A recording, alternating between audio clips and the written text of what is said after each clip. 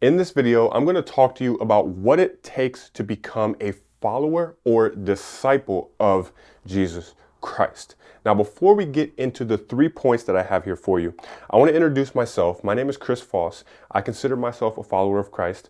I'm also an author, and I have a vision to help men like yourself become disciples of Jesus Christ so that we can bring our light into the world, or the light of God into the world, because our light comes from the ultimate creator. So if you realize in your life that the way you've been living is not resulting in a joyful life and a good life, if you're suffering and dealing with all sorts of obstacles, all sorts of mental turmoil, all sorts of mental health problems, then maybe you want to try a different way. So first, we're going to dive into what the word disciple means before we dive into the 3 points here that I'm going to cover today. So the word disciple here comes from the word discipline. So this path requires a certain level of discipline that very few people are willing to commit to. I had to sit within myself or with myself and look within myself and ask if I'm willing to be a disciple of Christ, if I'm willing to follow these 3 points. This is difficult. And by the end of this video, you will know whether or not you are willing to be a disciple of Christ. Now, I've also studied many different spiritual cultures, many different spiritual traditions. I also consider myself a syncretist. So I do sync together the teachings of other cultures with what was taught by Jesus in the Bible. And a lot of it's the same. But one thing that I've came to find out, is that the way Jesus teaches God is like a hot knife. It like slices through all the nonsense and gets straight to the point of how to experience God, how to become a man of God, how to become a woman of God. Now, real quick here, I'm gonna go off track and then we're gonna get right back on track. I am gonna be making videos that are more directed towards men. However, women, you're more than welcome to watch the videos that I post. But moving forward, most of my videos are gonna be directed towards men. Someone prophesied this over me that I am to be ministering to men, and I also had this drop in my spirit a couple of weeks before that person had prophesied it to me. So my content is more so going to be directed towards men, but let's jump into the content today, which is the 3 points of what it takes to follow Jesus Christ, to become a disciple. So let's start with number 1. You must deny yourself and take up your cross daily. Now, what does this mean?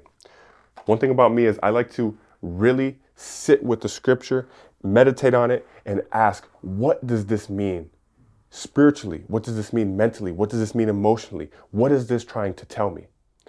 Now, we're going to dive deep into the spiritual, esoteric, mystical aspect of the Bible as well on this channel, because I don't like staying on the surface like most mainstream churches. We're going to dive deep. We're going to get into the mystical, spiritual, esoteric aspects of the Bible as well.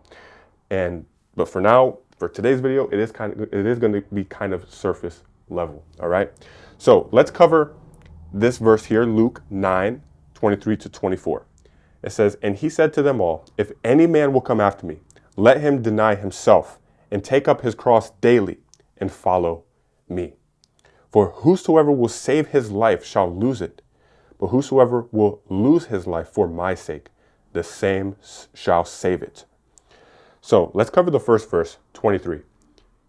If any man will come after me, let him deny himself. You must deny yourself and take up your cross daily. What does this mean? Well, first of all, you have a lot of desires. You have a lot of personal pleasures.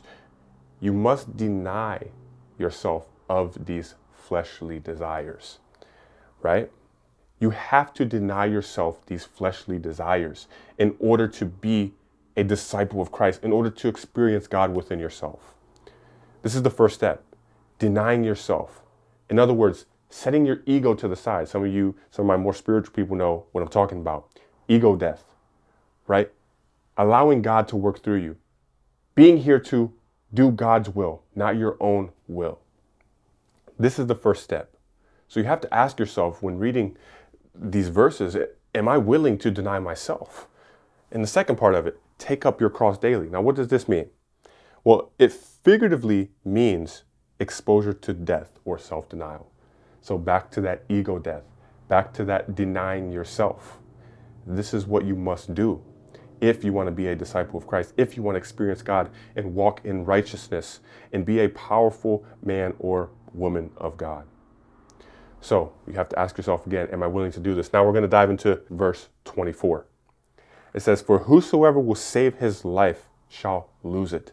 But whosoever will lose his life for my sake, the same shall save it. What does this mean? I remember I was reading this to a friend and I was like, what does this mean? And he sat with it for like 2 or 3 minutes and he couldn't really understand what it means. And this is why it's so important to meditate on the word. And don't just read through it fast. But if you don't know what something means, sit with it. Ask yourself, what does this mean? If you can't figure out what it means, then look it up. What does this mean? What does it mean to, if you try to save your life, you will lose it. But if you lose your life for my sake, for the sake of Jesus Christ, you will save it. Well, if you try to hold on to who you think you are, if you try to hold on to your limited self, to your limited desires, your limited pleasures, your limited way of life, your ego, your identity, then you will, in the end, lose your life. Because there's nothing there. It's an illusion. There's nothing there within your ego. That's just an illusion. Now, yes, we have to have an ego to function through the world. We'll talk more about that in other videos. But essentially, you have to be willing to destroy yourself, to kill yourself in order to allow God to work through you. Now, let me ask you this. Would you rather life happen the way you want it to happen, or would you rather life happen the way God wants it to happen? So that answers your question. Now, you have to be willing to lose your life. And when you lose your life, you will actually save your life, because then God can work through you. And there's no better way to live. So let's move to the second point here. You have to put God before everyone and everything. Okay? So we're going to dive into Luke chapter 14, verse 26 here. And this is a heavy one, but I'm going to explain it so that it makes sense. It says, if any man comes to me and hate not his father and mother and wife and children and brethren and sister, yeah, and his own life also, he cannot be my disciple. This is Jesus speaking. He says you have to hate your father, your mother, your wife, your children, your brothers, your sisters, and your own life in order to be my disciple. Now, this is a strong statement. Imagine his disciples here just listening to him say this. Like, what do you mean? Hate my whole family in order to be your disciple? Jesus is using this word hate because it's a strong word. And I think he was using it to make his disciples think. Like, if you heard that, your mind will start going, the gears will start turning, right? What does he mean? So I did some research on this, and the word hate is relating to preference. In other words, you must prefer the ways of Jesus versus the ways of your family. You must prefer the ways of God. You must follow Christ before you follow the ways of your family. Even if they're willing to disown you, even if they hate you for what you believe and the path you choose to walk, you must still choose to walk that path regardless. That's what Jesus means. Very, very important to know this. He's telling you, look, this is what it costs to be my disciple. Are you willing to be my disciple even though this is what it costs? And I know this because he actually follows it up with a parable that puts this into perspective so that we don't take it out of context. Let's talk about that parable. He talks about a parable of a man who sets out to build a tower but doesn't sit down to count the cost first. So imagine you go to build a tower and you don't even know how much money you have. And you don't know how much it's going to cost to build this tower, but you just start building it and you lay the foundation and you realize you don't have anything left to finish it. And then the people around you, they start mocking you. They start laughing at you. You tried to build this tower. You don't even have anything left. You don't have any resources left to build it. That's the parable that Jesus spoke after he gave this teaching. So he's saying, count the cost. Before you choose this path, count the cost. This is what it's going to cost you, your whole family. If they don't agree with you, you still have to follow me. Now, luckily, a lot of people's family, they agree, they'll accept you for what you believe. But back in the day, you could get disowned. You could get mocked, laughed at, prosecuted even. So he's saying this to paint a picture of it costs everything you have. So you have to put God before everyone and everything. That's the second point.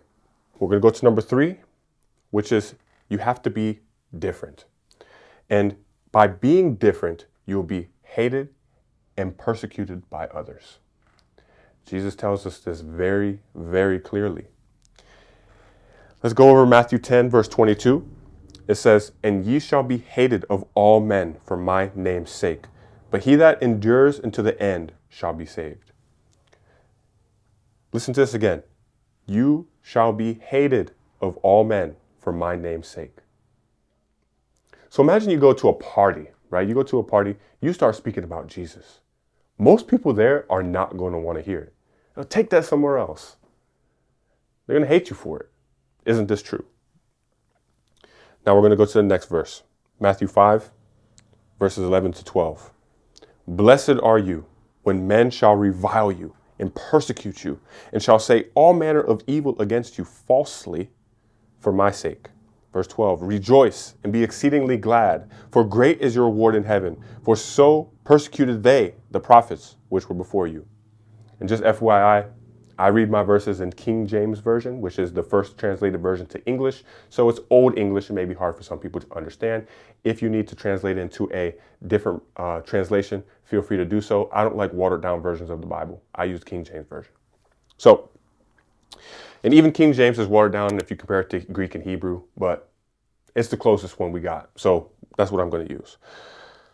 So you are blessed when men revile you, they persecute you, they say all sorts of evil about you falsely, but you're blessed. Because in the world, if the world hates you, you're probably doing something right. See, the world values the complete opposite of what God values.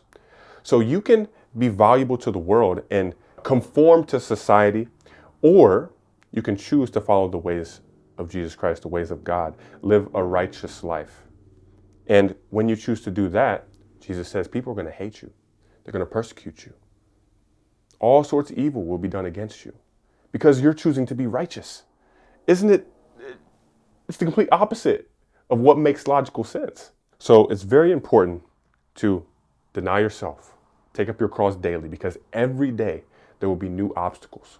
Every day is a new opportunity as well, but there will be new obstacles. And you have to be willing to deny yourself daily and allow God to guide you daily. You also have to put God before everyone and everything. You have to. And you have to be willing to be different. You will be hated and persecuted by other people, but you have to be willing to do it anyways. And there's so many other things I want to cover in this video, but I don't have the time, and I have dozens of videos prepared to record for you guys. So I need your support, because with me speaking on the ways of Jesus Christ, I'm subject to these rules too. There's nothing special about me. I'm going to be hated and persecuted by other people too. So I need your guys' support. I'm here to build a community of men who desire to be more like Christ and to walk the way of righteousness. So comment down below. Let me know how this video resonated with you. Drop a like, share with a friend. We need to be in this together. And in my immediate environment, I don't have a whole lot of people, a community of people who want to be like Christ. So I'm looking to build, I am building this community online. So I need to know that you guys are a part of it. Leave a comment if you made it to the end of this video. Thank you for watching. If I left anything out, I'll be sure to put it in the videos coming in the future. So subscribe as well. Much peace and love. I'll see you in the next one.